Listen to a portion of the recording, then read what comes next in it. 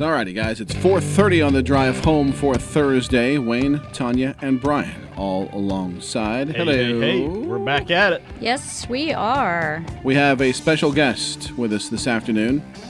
Somebody who's is always in need, but his advice and his words are extra special right now, of course, with all the things happening with COVID-19 coronavirus. We welcome in Dr. Ryan Jennings, Chief Medical Officer at St. Anthony's Memorial Hospital. Hello, sir. How are you? I'm well. How are you guys? Doing well, thankfully. We're okay. Not too bad. Knock on. I'm going to find some wood. Knock on wood. Everybody here is good Please. so far.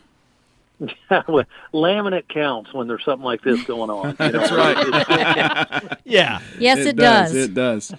Well, Doc, we had talked before about things that we were going to discuss during our conversation here, but of course yesterday brought the news of the first positive case of COVID-19 coronavirus in Effingham County, of course.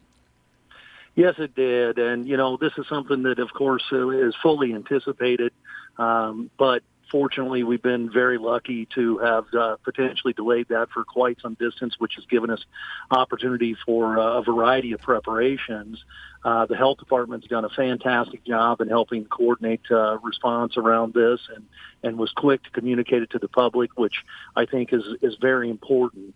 One of the things that has come up since that announcement, and I know has been a lot of questions within my own team and physicians in the community, and that was that this gentleman was identified as someone out in the community. They're not hospitalized. So, at this point, we've not yet had any cases of patients that are hospitalized, but we've also said testing really isn't available unless you're being hospitalized. And so there's a lot of concern because you still are seeing some testing and things like that being done. And then in this particular case, there was. And so one of the things I want to touch on just briefly is that there are some scenarios where the health department, who actually directs all testing, even patients that present to our emergency department, we communicate to the health department when we're concerned that a patient may need testing first, and then they go through the process and assign a specific number to that patient's case, so that, of course, part of what needs to happen here is the public health side of it, where they're going to follow that patient and do their due diligence around who they may have been exposed to,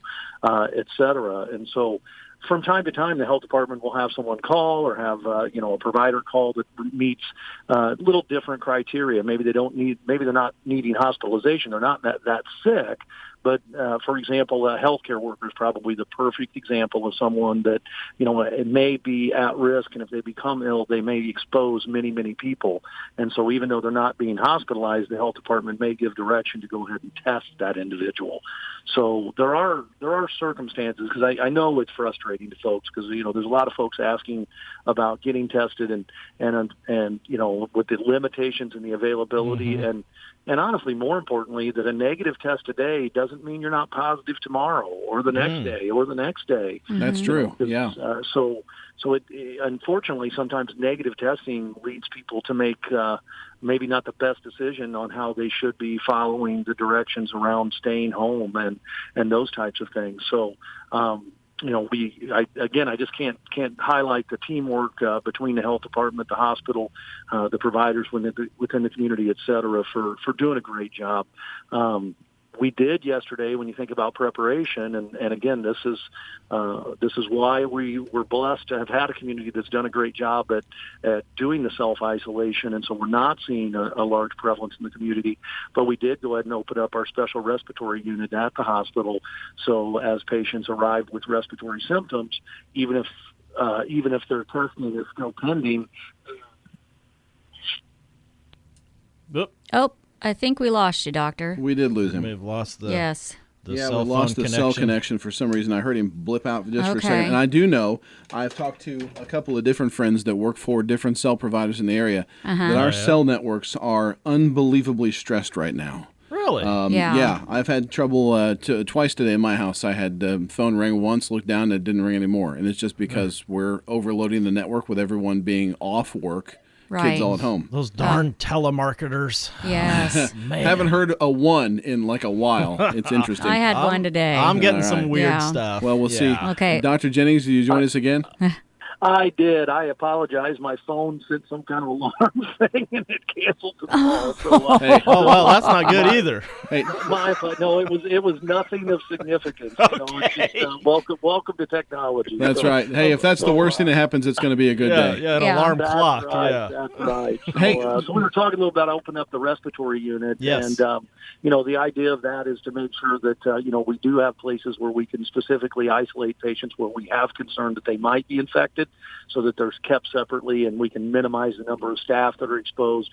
Those types of things. So again, lots of really forward thinking about, okay, what's going to be next? What's going to be next? Just like the tent out in front of the ED, as if we start to see increase in volume, then we'll start using that tent to help triage patients. So it's all about preparation, and our community is helping us to have that gift of time by following the directions around staying at home. Now, one quick question, and I apologize, Doc, that this isn't on our list of questions, but with the positive case that we have in Effingham County, and with HIPAA laws, obviously, I mean, people won't know who this is. Right. Would the health department be the one kind of spearheading, like asking who this person has been in contact with, and because if you're thinking like, oh my gosh, did I come in contact with this person? I mean, are they spearheading that, or who's conducting that? Do you know? Absolutely, and you're exactly correct, and every question is fair game. So that we just tried to think about a few topics that we do folks want to talk to, but you're welcome to ask any question that's on your mind. And you are correct, the health department, and that's why there has to be this very close relationship between the health department and the hospital about any testing. So when we run a test, we go to the health department so that they know, because then if there's a positive, it's the public health system that then picks up that initiative to talk to that person, find out who they may have been in contact with. And their press release even alluded to the idea that, if you're being contacted by the health department, make sure that you do respond to their calls and call them back, because, it's important to, I mean, if you're like me, if the phone, has a number I don't know, I assume it's spam and avoid it. And I didn't know the public health department's phone number until now. Now you know. So, well, that's good. So we want to make folks, make sure that they do answer those things, because, it is important to make sure that folks know what symptoms to look for. And if they've had especially close contact with someone, they may be directed to take steps beyond what we all should be doing around, staying at home. Excellent. Okay. Doc, do you, and not to stray again away from things here, but we've seen a lot of stuff on social media on our pages since the announcement of the first positive test in Effingham County. Do you think Effingham County is doing a good enough job in social distancing? There's a site called Unicast that is tracking cell phone data all over the United States, and they've given Effingham County a grade of F based upon our social distancing. Yeah. In fact, a whole lot of counties around us have an F score, because they say that based upon GPS data from phones, that we're still moving around a whole lot. I never heard of that. That's interesting. Yeah, that's really kind of interesting technology. I think the thing that complicates the moving around a lot in a county that is distributed broadly, movement doesn't necessarily mean that you're getting within 6 feet of anybody. If I'm moving in Chicago and I move 6 feet, I run into somebody. Right. This is true, yeah. In Effingham, I could be moving in my backyard that looks like I'm moving around quite a bit. Exactly. Now, to the first part of your question, however, are we doing a good enough job? And I've seen some postings go where there's pictures of folks gathering in large numbers and those types of things, and that's clearly not doing your part. So, I do think we clearly still have opportunity to do it better, but I'm not sure that moving 250 yards means a whole heck of a lot when you're in a rural area, and so apples to apples always. Absolutely. That's good great. point. And I know a lot of stores have also gone to now allowing certain numbers of people in to try to limit the social, or bridge that social distancing even more.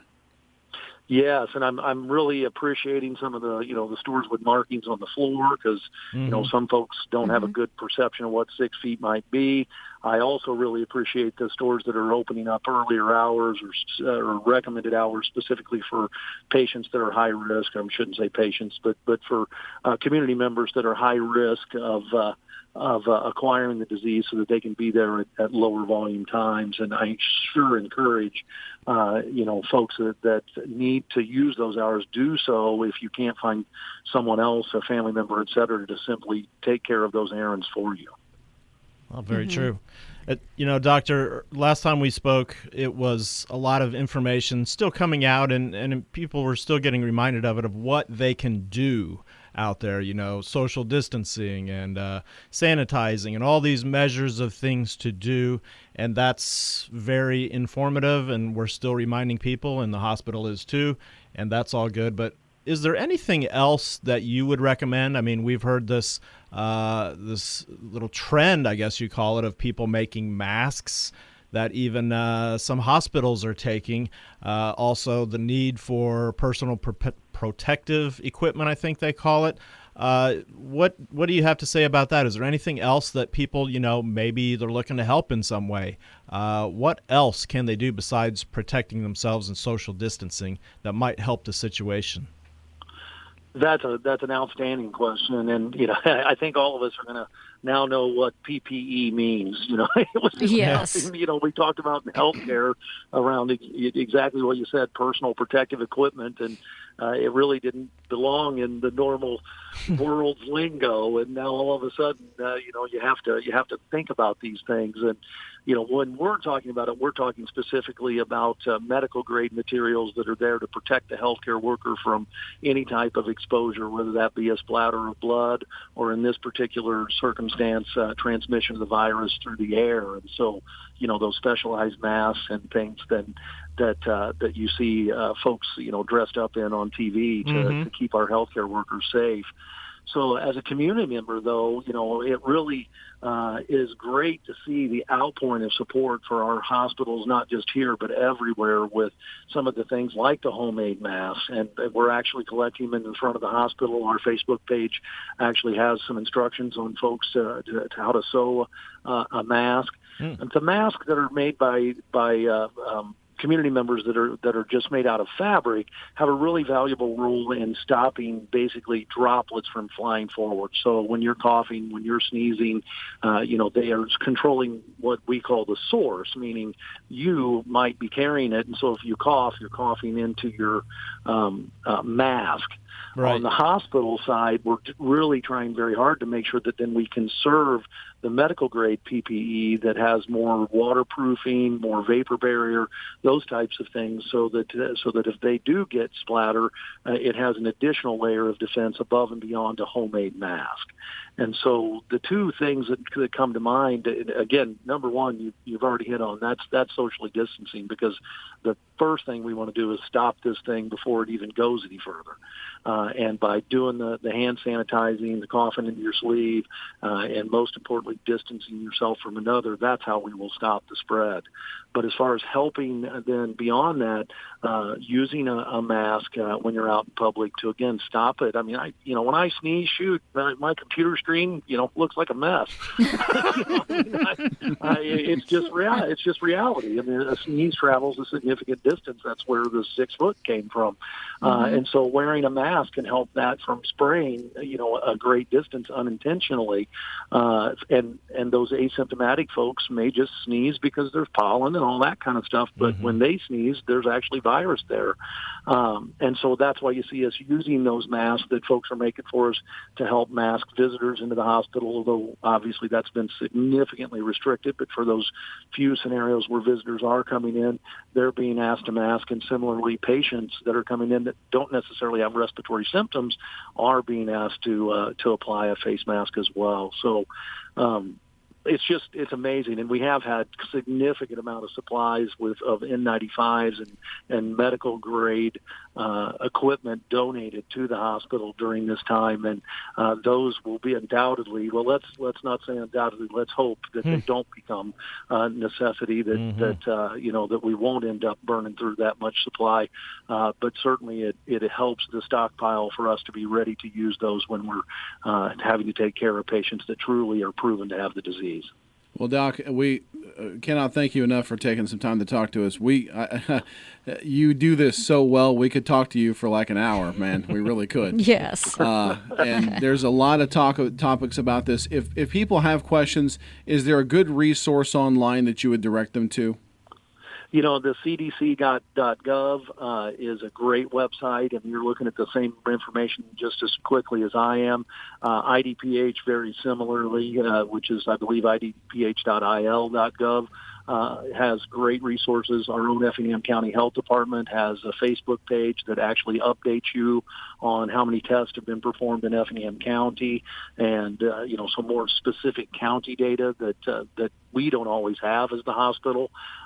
So there's a lot of great resources out there, and of course, the health department itself is available to answer questions as well.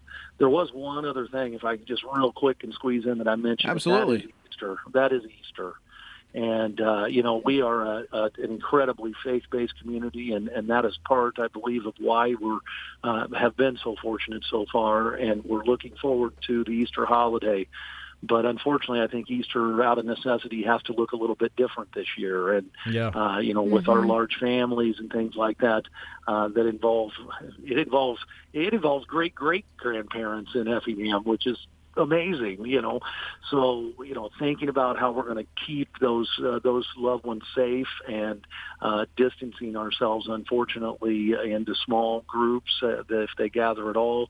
And, of course, for the worship services, the vast majority, to my knowledge, have all been now streaming live. And so, regardless of your denomination, check it out now. Learn how to go to church online, so that on Easter Sunday we can certainly join in that celebration, but do so in the privacy of our homes. That's a great way to wrap things up, and thanks so much, Doc. Great advice. We appreciate it. Our new normal, as we're calling it. So, Dr. Ryan Jennings, Chief Medical Officer of HSHS St. Anthony's Memorial Hospital, thanks so much for talking with us. Thank you for giving me the opportunity, guys.